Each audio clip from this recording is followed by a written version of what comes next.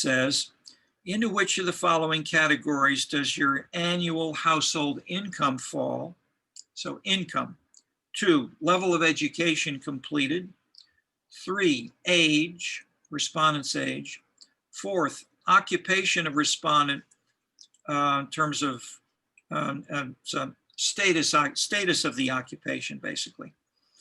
And 5th, African American or not. These are for roughly 80,000 surveys of American citizens who answered this over about a 20-year period, as it says elsewhere. It's the main empirical source for this for this book. Okay, so that's across the top. Down the side are things like, I'm in favor of legalized abortions. The government should restrict imported policies. I rode a bike frequency in the last 12 months. I went bowling, how often in the last 12 months? Went camping, how often in the last 12 months? Gambled in a casino, how often in the last 12 months? Attended church or other place of worship. Went clothes shopping, went to a club meeting, and so forth. So we've got about 30 items like that down the side. So the big question for you is how strong are these relationships? That is, in many classes, if you take a class on race, in terms of diversity, or there are classes now at the USC on Blackness, on negritude, on ethnicity, on racial and ethnic meaning, etc. If you take a class on aging, if you take a class on education, you get answers which often imply that this particular item, aging or Blackness, is very, very important. And often the instructor and many of the students in the class feel that way normatively. And there's a lot of writing which says this. But my question to you is, how strong are these relationships? Anybody want to guess? Are they 0.9, 0.5, 0.1, 0, or what? These are Pearson, when those numbers, those are called Pearson correlation coefficients. They range from +1 to -1, or you can convert them to absolute scores and just go from 0 to 1. But the maximum is 1, the minimum is -1,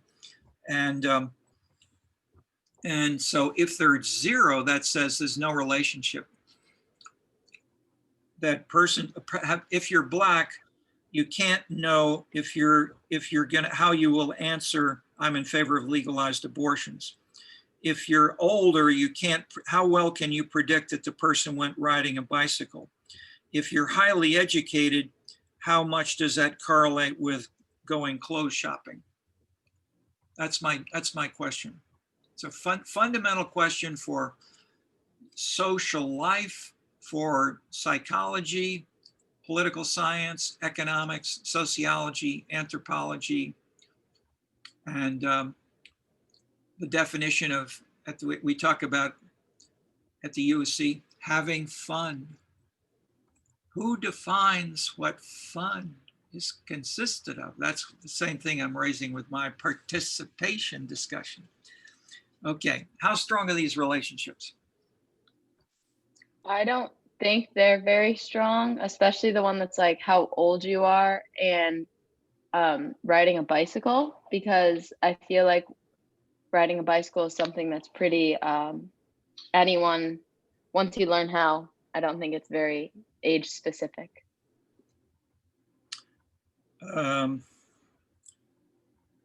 Anybody else want to guess?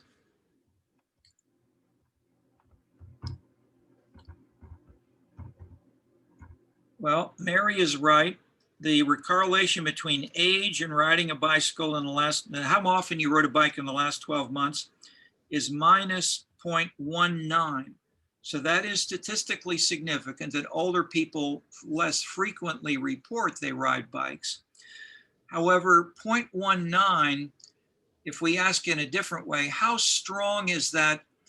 And one way that the statisticians talk about strength is to say how much of the variation in being older or younger and riding a bike or not, how much do those two things co-vary? Or put even more specifically, how much of the shared variance, what percentage of the variation in age and the percent of all the variation in riding a bicycle is explained jointly by these two things? And the answer to that question is you take the 0.19 and you square it. So you multiply 0.19 times 0.19. And so if we do that to simplify and we round it to say 0.20 and we multiply 0.2 times 0.2, what's the percentage of variation which age explains for riding bikes? 4%. So Mary's right. 96% of the variance, or 96% of how many people are riding bikes is not explained by age. And if we then ask, how about 1, 2, 3, 4, 5 of these things across the top? That's the same basic answer, that usually we're not explaining more than about 10% of what people do in life. So if you look at any of the journals and any of these disciplines that I mentioned, and look for what's called an adjusted R squared, simple statistical measure, classic statistical measure, which people regularly report, what that simply says is how much of the variation in these items, like how often you ride a bike, how much of the variation in those is explained by income, education, age, occupation, and African American? And the answer is maybe 10%.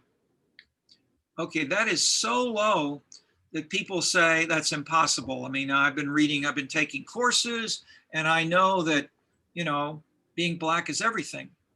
And so if I look down the African American column, the numbers are things like 0.02 minus 0.03, 0.04, 0.03, 0.08, 0.02, 0.07, 0.05. So nothing is as much as right here. Here's one near the end, 0.10. Okay. Rented an X-rated movie frequency in the last 12 months. That's the only one that is as high as 0.10. Positive. It's generally the men, I believe, as I recall. We break it down by gender.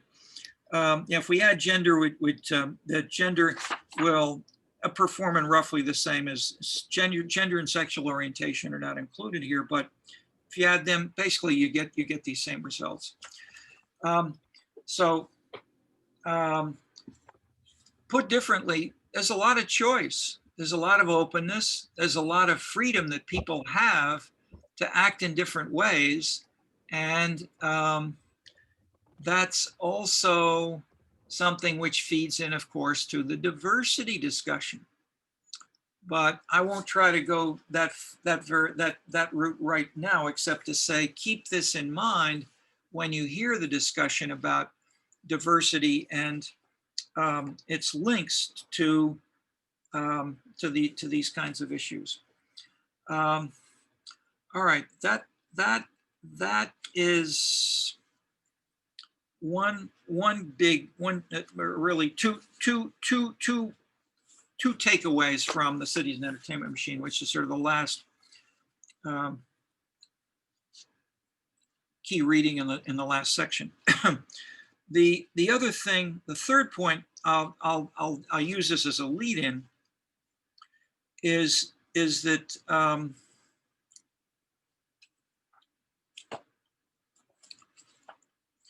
it's not laid out very explicitly in this book, but it is in Kentuckville Karaoke. So that the books are chronologically in a different order and not on the reading list in that order. But if we, a big finding here I mean, really shocked me when we found it. Um,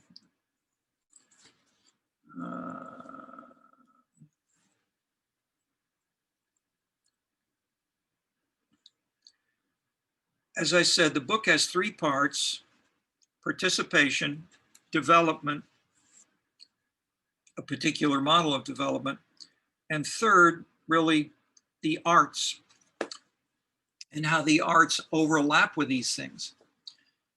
I didn't do any, I didn't teach any courses where I really talked about the arts until the last 10 years when we started finding this. I mean, I taught courses on cities, on urban policy, on intellectual history, on all kinds of stuff, but not on the arts. I've added it only after finding these results, which were all the more shocked because almost no social scientists are writing about this.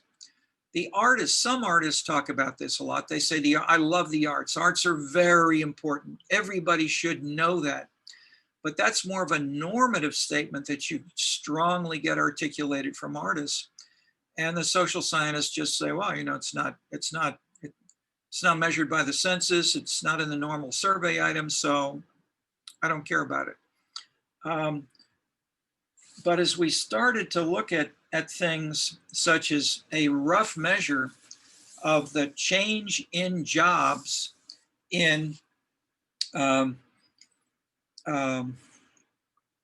zip code, in all zip codes across the US, that is, this is a measure of economic growth. What drives jobs? There's a table which shows you this in the Cities and Entertainment Machine, which I won't try to reproduce, but it's there. If you look in the chapter on the economy, it's near the end of that chapter.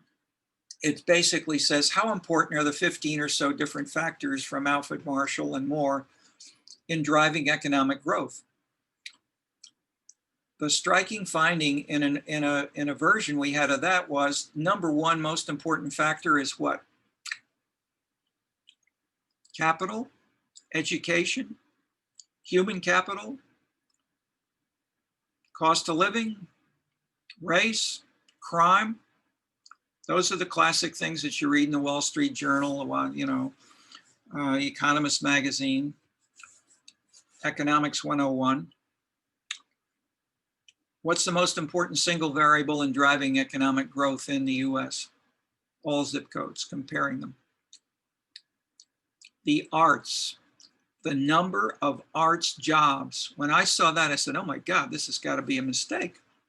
I was wrong, and we've been studying it ever since and finding all kinds of things which are really challenging the lack of attention to how the arts are really changing our lives. But if we begin to look at, for instance, the decline of people like Ed Burke in Chicago, that is what drove Ed Burke in clientelism in the Chicago.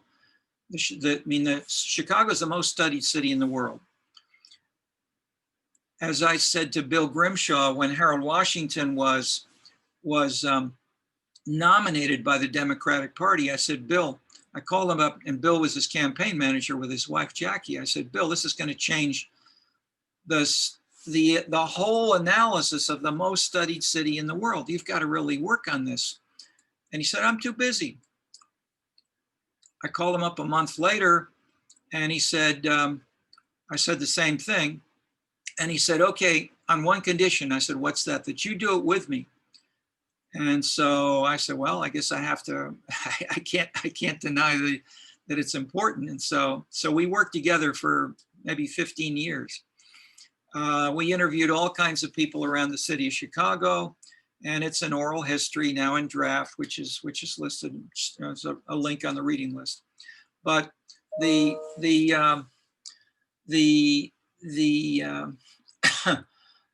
point is, we've got new things coming in about the arts and how they work that are transforming clientelism. Okay, clientelism was that is the rules in the old in the classic Irish ethic paper, and in the city of Chicago, in the classic books from Milton Rakoff to Edward Banfield to 50 plus other books on Chicago, were you do favors. You get a favor back and you give them your vote, and that's the triangle that I put on the board. And Ed Burke has done that better, as did his father, better than anybody in the city of Chicago for decades. The problem is people are attacking Ed Burke because they're more highly educated. Education has gone through the roof. We've got more and more people who've graduated from high school, graduated from college, had some college, etc. We've got cell phones, so everybody can look up the numbers. And if someone tells you a number and you look in it and you say, hey, that guy's lying. And then we've got people correcting and commenting on social media that are not controlled by the big mass media, or by advertisers, or by Wall Street, or whoever, what else. This is leading to independent citizens wanting to make decisions more on their own and not be treated as cogs in a machine. And so the political machines are in decline. Machine is a strong version. We have only a couple of them in the US, basically, in a serious way. But in the rest of the world, China, North Korea, Russia in the past, machines were, political parties were super important and still are in much of the world. How does the decline of clientelism and machines relate to the arts? Let me ask you. Does it? If so, why? Mary, do you ever talk about the arts with your family discussions on? I don't think we've talked about the arts much, but my guess is that it plays into the arts because with clientelism, the example my dad gave when I brought it up to him, he was like, "Oh yeah, totally, for sure." Like when the alley behind his house, he always said like, there used to be potholes, and so it was like you would call your precinct leader, and if you were like, doing what you were supposed to be doing, it would like get filled. But if you weren't necessarily like voting with how the precinct wanted you to vote, then like maybe your pothole wouldn't get filled. And so I think it's stuff like where when the precinct would help you take care of the littler things, then maybe you had more time to focus on the arts and more resources to put towards the arts. But that's just my guess. Anybody else want to comment? Okay. Well, one point is the arts, I should, in terms of the causal argument, the arts join with and have enhanced in the case study led by Dan Silver in here on Toronto. And the same thing we have is a chapter in we have case studies of the rise of the arts both in Chicago and Toronto. And in both cities, they combine with sort of moralistic politics, a sense that or more generally, the idea of New England normative politics in the Elazar three types, but also the sense that we want the good life, and what I and my minister and the good members of my family feel is the right thing to do, also to hold in politics and for political leaders. What this says, this is the New England idea that you should not separate politics from your family and from your conceptions of moralism and life in general. And if politics becomes more egalitarian and more citizen-oriented, every person and every person's morality should have an impact on politics in ways that are not the case if you were a cog and you say, no, I hate Jane Byrne, but I'll take the Christmas turkey because I like her Christmas turkeys.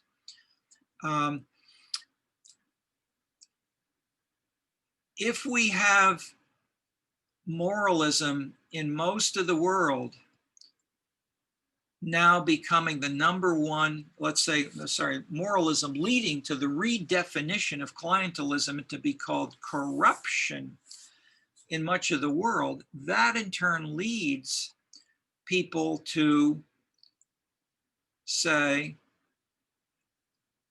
jobs like working for the city or getting a contract from the city government as a material reward is corruption, and you can go to jail and it can be called racketeering.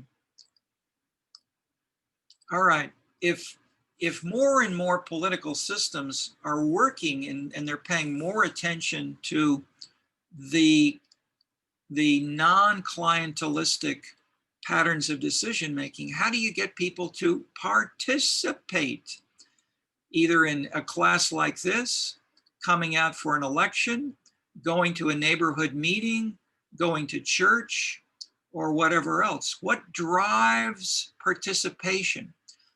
This was the big question. This is a big question for Tocqueville, because participation and citizen engagement, he basically argued, was the foundation of what was distinctive about democracy in the world, and especially illustrated in the most democratic party in 1820 or so, which was the US. Now there are lots of places that are visibly more democratic than the US. But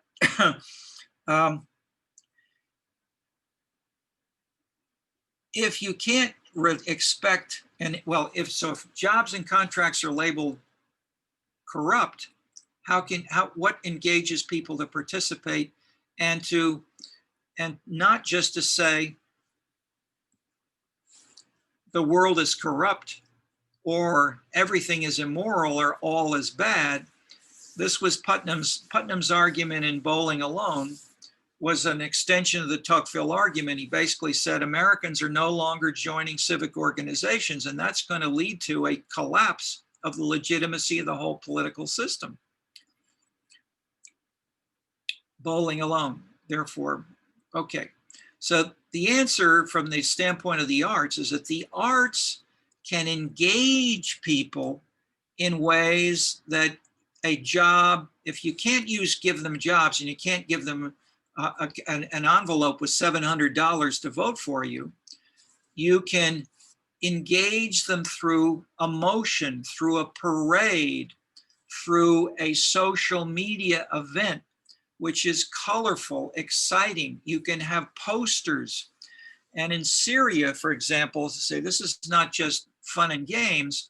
In Syria, when the whole country was in the middle of civil war, and village by village by village was deciding which of the multiple groups that are fighting against each other to try to take over and get the support of our villagers, the parades, the colorfulness of the posters, the slogans, the songs they would sing were critical in bringing in one village or losing that village to another one of the groups. The arts were a critical part of civil revolution and civil war in the middle of, one of the most deadly civil war countries in the world, Syria, for the last 10 years.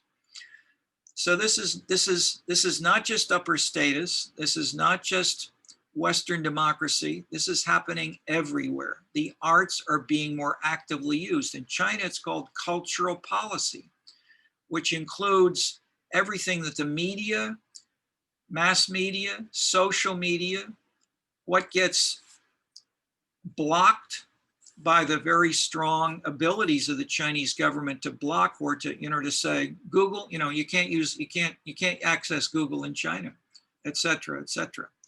And so the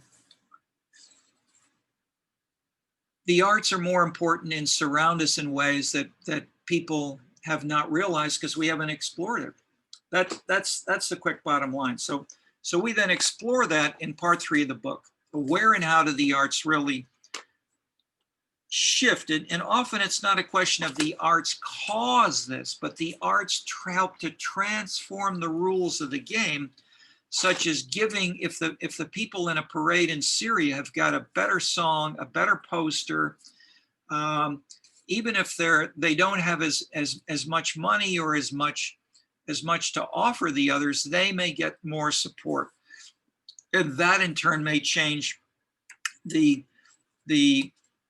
in a sense, we can call it the conversion of the resource into a higher price.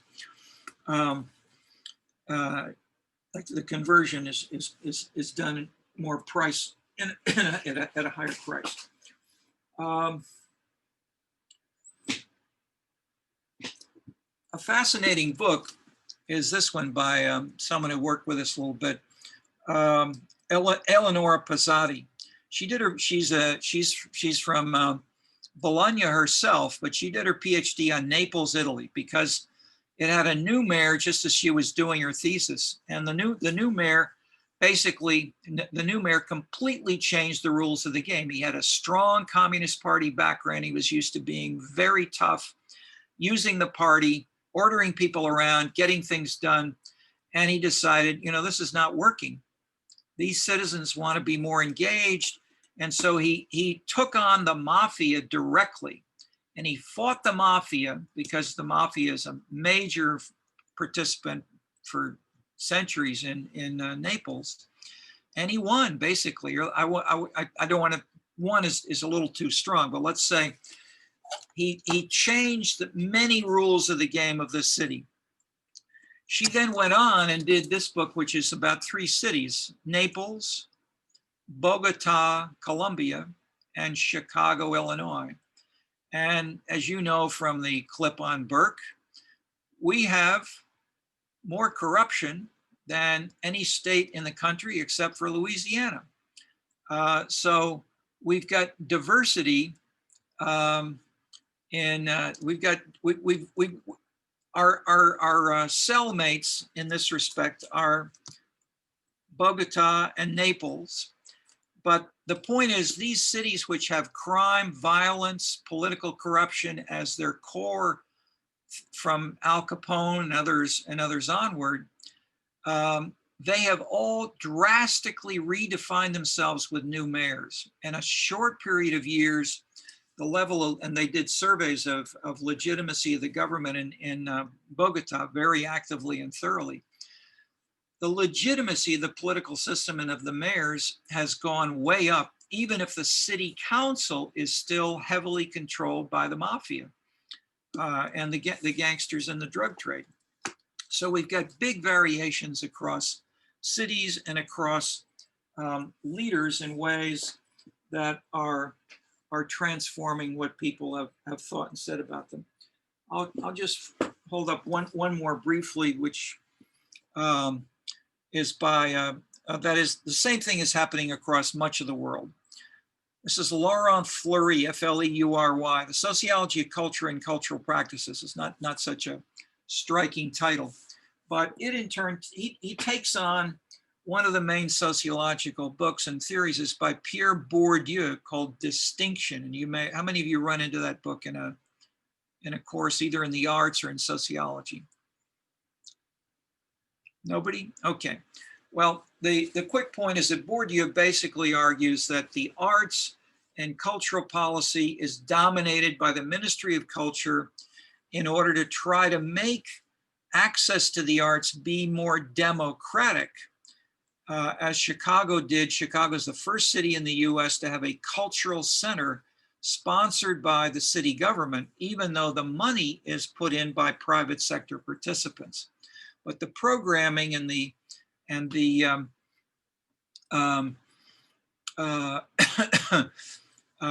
staff of the Ministry of it's called the Department of Cultural Affairs and at the city level are housed in the building right on Michigan Avenue, just across the street from the Art Institute in Millennium Park.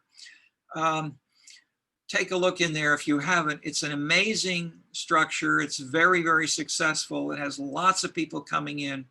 It's the first in the US, but André Malraux is the first French Minister of Culture, created culture houses across France to try to spread this.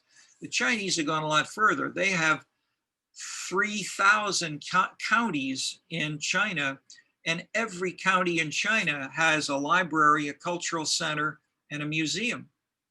And so they're not equal in what they do, but this then was responded to by the Japanese. The whole Asian economic success has been ascribed by many to the MITI planning agency of directing the economy by using the state as an export model for building up the economy. That's classically seen as how Asia is drastically different from the West. The Japanese changed the name of MITI to include culture. They saw they can't compete with the North Koreans and the Chinese in terms of bombs and troops and warships. So they launched a new program called Cool Japan. Cool Japan is a cultural program, and China, Korea, I mentioned Korea for Dan Lee and others, and Japan are now actively pursuing cultural policies in ways that none of them did visibly 10, 20, 30 years before. So this is new stuff, but this is rivaling bombs, nuclear bombs, and other things at that level, at the same way that it rivals parades in Syria. The arts are important and interpenetrate lots of other things. Is the big point. So the book here was really this is an English book summarizing 3 French books. He has three big books, and basically he showed that in 2 of the leading institutions in France, the TNP, the top theater, and then the Beaubourg Center, which is it's a newish big center which looks like an industrial edifice right in the middle of traditional 19th century Parisian design. It's a shocking cultural construction, and it attracts more visitors than the Louvre and the Eiffel Tower combined. So it's a highly successful one, and 2, many people are not so highly educated or high in income, and that that refutes the class definition of Bourdieu that life is class dominated from top to bottom. Okay, the first one, the TNP Theater, was created and directed by Jean Villard, working closely with the Communist Party, and the Communist Party cell members or the cell leaders would bring their members to the theater, and then within the Communist Party cell meetings, they would discuss the meanings and the implications of the play. So you had this interpenetration of the left working class theater in ways, again, that contradicted the simple class domination, top to bottom style. Okay, I'm talking around the themes. I'm not giving you an A, B, C, 1, 2, 3 kind of point, but I'm giving you the big pieces of how these fit together. And we got about 10 minutes left. Let me pause and see if we have any more questions or discussion on some of these points. As I say, I'm giving you the big points. We can fill in a bit more next time, as we've got one more session for a presentation of these materials. Then we've got a review session on, so this is, today's the 14th. Next, no, I'm sorry. Today's the 14th. So next Monday, we have one more session on these five perspectives, and I'll talk a bit about scenescapes, which I haven't introduced yet. And then we have a review session on next Wednesday, a week from today, and then on Monday, the 26th, is the midterm exam. So the review is a week from now will be a review for the exam. But any questions you want to ask about any of this now? I have a question concerning the arts. How Right. do you gauge the magnitude of the arts? Because I imagine just gauging the investments would be a little too practical, and the effects would be a little too abstract. Yeah, big question.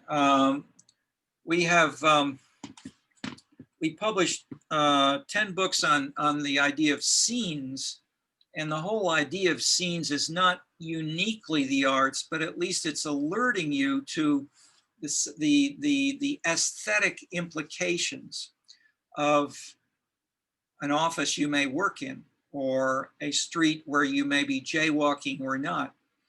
Um, so and I say that because artists practicing leading professional artists today in the last 10 years have actively changed away from doing sculpture and painting on a wall, and they're doing things like spreading out big placards which are carried in a parade, or which spread across, which are wrapped around the entire Ministry of Culture in Paris, which cover over the sculptures from the past.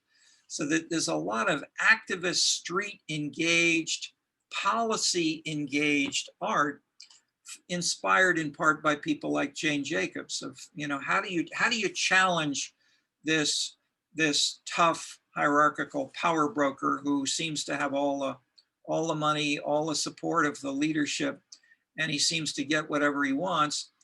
Go into the street, start to make noise, and things can change. So just in Korea, you want to mention anything about the mayors of Korea in this regard? Any ways that the arts have been visible, such as removing the freeway that was along the river?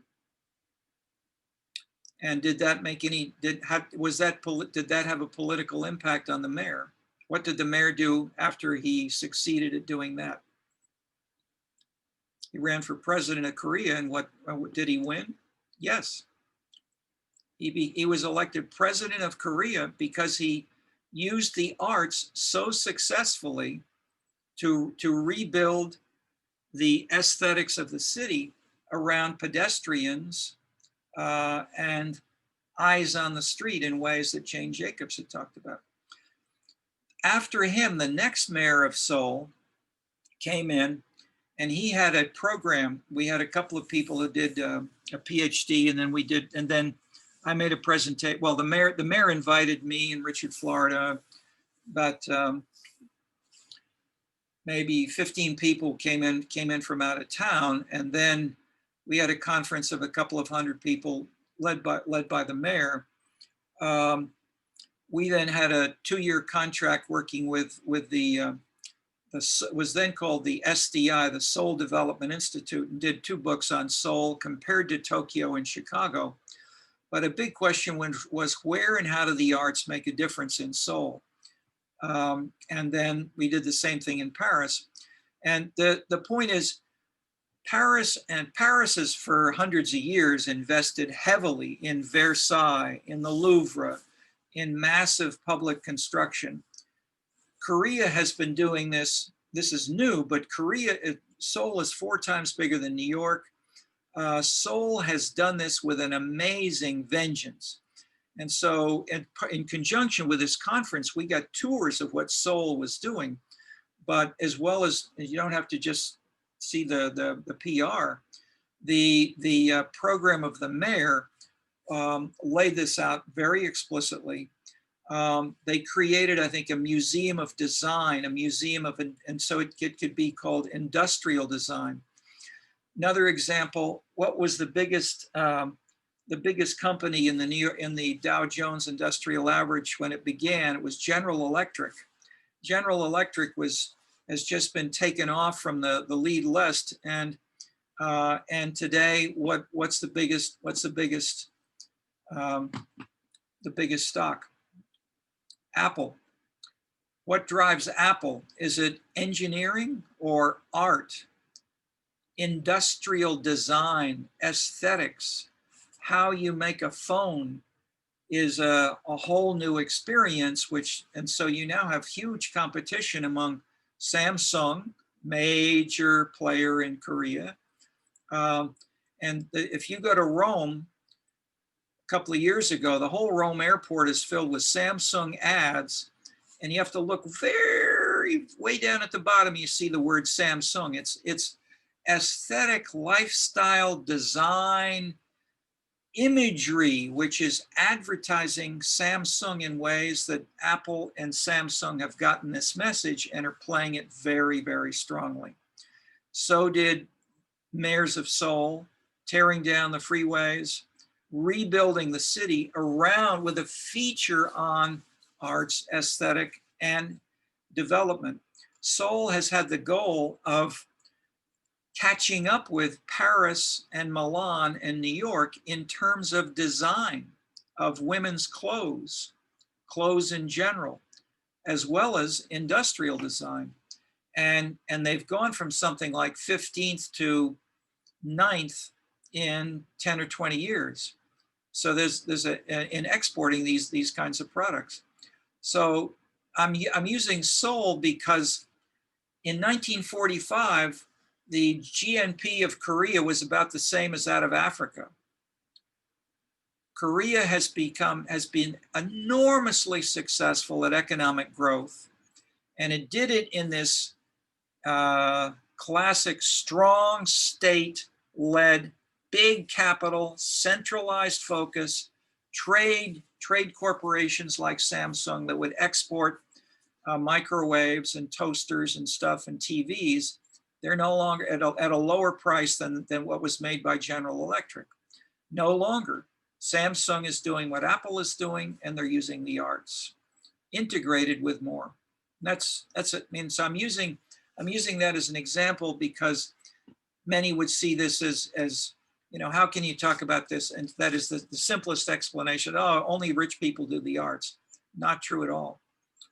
Okay, in Bronzeville, where I live, the hot issues are making videos and basketball.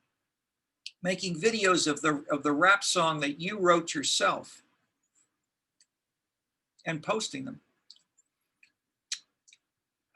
We are right at the end of the hour, and so I will say thank you for participating in your highly individualized ways, and we will help engage you individually and as a group, small group if some of you want to do something together or in any other way. We'll have normally we have office hours on Monday, but if anybody wants, especially as we're still at the beginning of the course, so anybody wants to talk for a little bit right now, just stay on and we will be glad to chat with you, the three of us. Okay, thank you, folks. Thank you. Thank you. I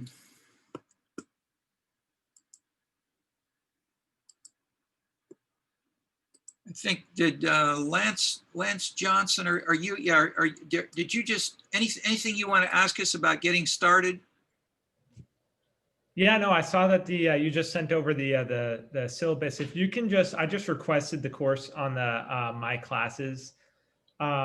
If you could just submit the request, that'd be great. I'm going to go through the lectures on YouTube, and then I can also check out like some of the readings from the past few weeks, and then I'll circle back, after I'm updated on those. Okay, great, will do. So if I need to do the consent, thanks for telling me. I do need to do a consent request for you, and I'll do that.